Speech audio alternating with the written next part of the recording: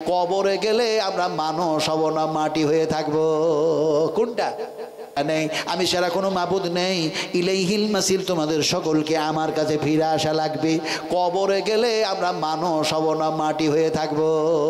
কোনটা? মানুষ হয়ে না মাটি হয়ে? এই কথা বলে না মানুষগুলি, কেমন কথা? রাত্রি বেশি হয়েছে, বড় নামাজ করবো না। কথা বুঝেন কিনে? আমি অত গজল টজল গিয়ে সময় নষ্ট করতে পারবো না। কথা বুঝেন কিনে? এক সময় আমিও গজল গিয়েছি। কথা বুঝেন কিনে? তারপরে যখন আমি কোরআন আর হাদিসের উপরে গবেষণা শুরু করলাম, তখন দেখলাম এর চাইতে আর ভালো জিনিস আমার কাছে আর কিছু নাই। কথা বুঝতে পারলেন কিনে? গজল তো আমিও গাইতে পারি। আপনাদেরকে যদি এখন আমি মৌলানা ফজলে হক খায়রাবাদের ইতিহাস শোনাই, মৌলানা ইয়াহিয়া খায়ের ইতিহাস যদি শোনাই, এমনি করে যদি মহাত্মা গান্ধীকে বাবুজি বাবুজি বাবুজি কে বলতো, সেই লোকটার নাম আবুল কালাম আজাদ, যদি তার ইতিহাস যদি শোনায়, এমনি করে দেখা যায় বাবুজি বাবুজি এমনি করে মহাত্মা গান্ধী যখন লন্ডন থেকে যেন এর লোকালিটি ব্যারিস্টারি পাশ করে আসলেন, তার জীবনে যদি বলি, দিয়ে এসে ভারতের মাটিতে সর্বপ্রথম যে কাজটাই সিগনেচার করেছিলেন, সেই জায়গাটার নাম কি, সেই ইতিহাসটার নাম কি? কজন বলতে পারবেন? আপনারা বলুন, কজন পারবেন? পারবেন না, পারবেন না। এখন আপনাদেরকে জানিয়ে রাখি, তিনি যখন লন্ডন থেকে আসলেন, দেখা যায় তিনি সর্বপ্রথম দাওয়াত পেলেন আলেমদের কাছে। জরুর সুবহানাল্লাহ। এই দেখেন আলেমেরা বসে আছে না, এরাকে ভালোবাসুন, মহব্বত করুন, আল্লাহর কসম খেয়ে বলি, বিশ্বাস করুন, নবীজি বলেছেন আমি থাকবো না, আমার পরে যারা কোরআনের রিসার্চকারক, ইসলামের চিন্তা ভাবক, এই আলেমেরা থাকবে, এরা হচ্ছে আমার ওয়ারিস। জোরে বলুন সুবহানাল্লাহ। তো আলেমেরা দাওয়াত দিলেন, আলেমেরা দাওয়াত দিলেন। সে সময় আলেম খুব বেশি ছিল না, তবু যেন দেখা যায় যে আলেম ছিলেন তাকে দাওয়াত দিলেন। মহাত্মা গান্ধীজি আসলেন। মহাত্মা গান্ধী দেখলেন, আরে আমার শরীরটা ফাঁকা, কিন্তু এই একটি আলেম, এর মুখে কত সুন্দর দাড়ি, দাড়ি থাকলে দেখা যায় মুসলমান হয় না।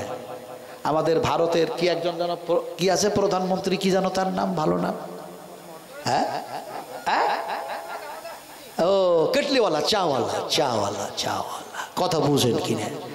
এই দাড়ি টাড়ি রেখেছে, কথা বুঝেন কিনি?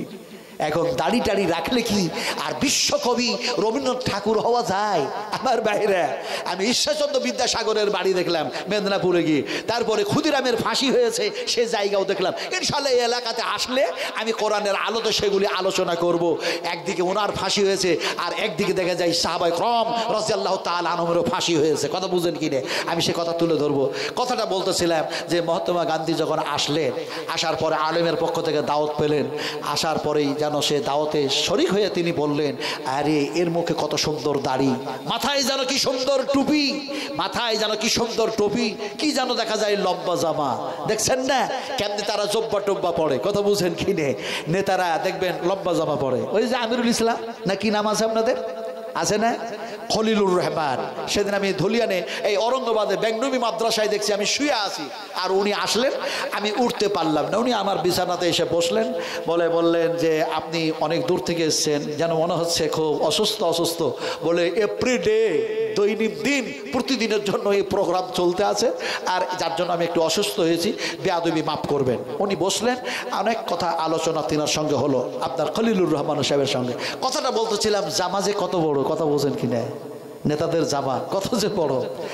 আমাকে আজকে আস্তে আস্তে বলছিল, এখানে বসে আছে, যে আপনি একটু পাখির গল্প বলবেন। ওই যে জামার ওয়াজ করেছি, লম্বা জামা কেন আর ছোট জামা কেন হলো, হযরত সুলাইমানের সেই পাখির কথা আলোচনা করেছি, আজকে সে আলোচনা করতেই পেলাম না। কথাটা বলতেছিলাম, মহাত্মা গান্ধী আসলেন, দেখলেন সেই সমস্ত আলেমের আখলাক, চরিত্র, আদর্শ, নবীর আখলাক আদর্শ ছিল, ইন্নাকা লাআলা খুলুকিন আযীম। আল্লাহ পাক নবীকে উন্নত মানের আখলাক দান করেছেন। জোরে বলুন সুবহানাল্লাহ, আরো জোরে সুবহানাল্লাহ। তো আলিম কারে বলে? ইন্নামা ইয়াখশাল্লাহ মিন ইবাদিহিল উলামা। আল্লাহ পাক কোরআনের মধ্যে বলছেন, সবচেয়ে যদি ভয় করে, আমাকে ডাকা হাঁকা করে, তারা হচ্ছে আলেমে দ্বীন, আলেমে দ্বীন, আলেমে দ্বীন। ফলে এই সমস্ত আলেমদের সঙ্গে মহব্বত করবেন, নবীর সঙ্গে মহব্বত রাখা হবে। আমার ভাইরা, তো উনি দেখলেন যে আলেমদেরকে ভালোবাসতে হবে। বললেন, কেন আপনাকে দাওয়াত দিয়েছেন? সেখানকার আলেম বললেন, এখানে একটা ইদারা, একটা প্রতিষ্ঠান করতে চাই, একটা প্রতিষ্ঠান গড়তে চাই, আপনাকে সিগনেচার করতে হবে। এখন দেখা যায় উনি বললেন যে শিক্ষা প্রতিষ্ঠান এখানে গড়বেন, সেটা কি? বলে আমার কওম, আমার জাতি মুসলিম, মুসলিম মুসলিম মুসলিমা, এদেরকে শিক্ষা দিতে হবে, শিক্ষার প্রয়োজন আছে। তাই একটা মাদ্রাসা খুলবো, আপনি সিগনেচার করুন। যে জায়গায় বসে বসে মহাত্মা গান্ধীজি সিগনেচার করলেন, এ দ্বারা করো। শিক্ষার প্রয়োজন আছে, শিক্ষার জন্য আমাকে অনেক যেন দূরে যেতে হয়েছে, ফলে শিক্ষার প্রয়োজন আছে, এখানে মাদ্রাসা করো। সেই একটা রুম করা হয়েছিল, সেটা হচ্ছে দারুল উলুম দেওবান্দ। কথা বুঝেন কিনে? ইংরেজ পিরিয়ডে। আমি সে কথা না বলে আপনাদেরকে সেই কথাই নিয়ে যাচ্ছি। হযরতে খালিদ বিন ওয়ালিদ নবীর কাছে শিখেছিলেন। ওই ইহুদিরা জিজ্ঞেস করেছে, কোরআন কি সত্য, আল্লাহ কি সত্য, নবী কি সত্য? আর সেই সাহাবীটি 300 টুকরা হয়ে গেল। তারপরেও মুসাইলামাকে নবী বলে মানে নাই, নবী বলে মেনেছিল মুহাম্মদ রাসূলুল্লাহ সাল্লাল্লাহু আলাইহি সাল্লামকে। জোরে সুবহানাল্লাহ। খালিদ বিন ওয়ালিদ বলছে, কেন ডেকেছো আমাকে?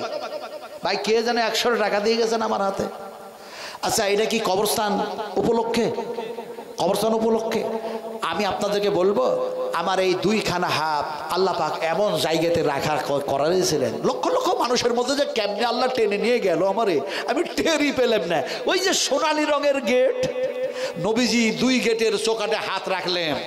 ওই ঘরটার মধ্যে নামাজ পড়লেন, 4টা কোণা আছে, 2 রেখাত 2 রেখাত 2 রেখাত করে নামাজ পড়লেন। হযরত বিলাল তিনার সঙ্গে ছিলেন।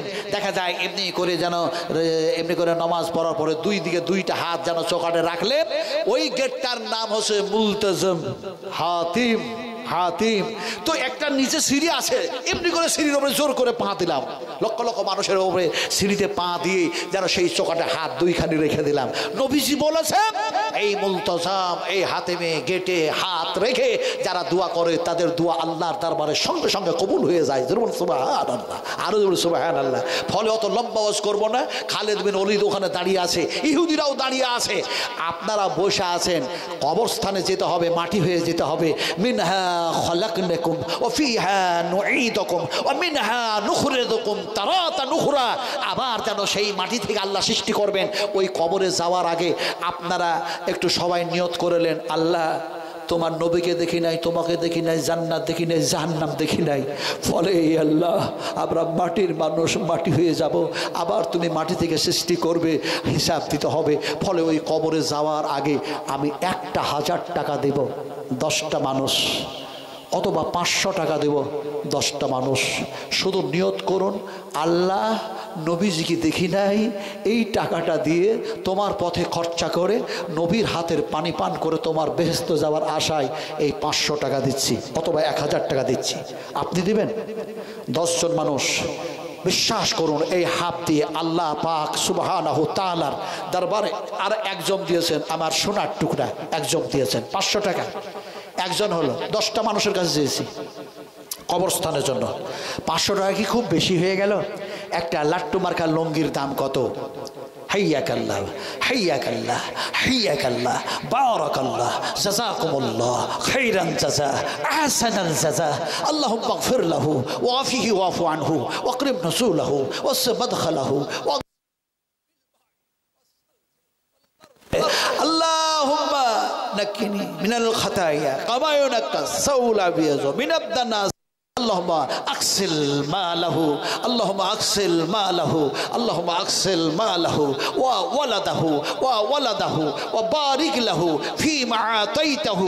দিন 500 500 হাজার হাজার করে আমার হাতে দিবেন। কারণ এই হাতটা, বিশ্বাস করুন, আপনাদের হাতগুলিও হাত, আমার হাতগুলিও হাত। এই হাতকে আল্লাহ পাক জিজ্ঞেস করবেন কিয়ামতের মাঠে, কোন হাত দিয়ে কোন টাকা নিয়েছিলে, কোন হাত দিয়ে কোন কাজ করেছিলে। যদি একটা ইয়াতিম বাচ্চা মেয়ের যদি মাথায় হাতটা রাখা হয়, বুখারী শরীফ হাদিস, তার জন্য সব কি আছে। আল্লাহ পাক যেন কোরআনের মধ্যে বলছেন, আল-ইয়াউমা নাকতিমু আলা আফওয়াহিহিম ওয়া তুকাল্লিমুনা আইদিহিম ওয়া তাশহাদু আরজুলুহুম বিমা কানু ইয়াকসিবুন। ও পৃথিবীর মানুষ, তোমার হাত, তোমার পাও, সব কথা আমার সামনে বলবে। আপনি যে হাত দিয়ে 500 করে টাকা দিচ্ছেন, আমার মায়েরা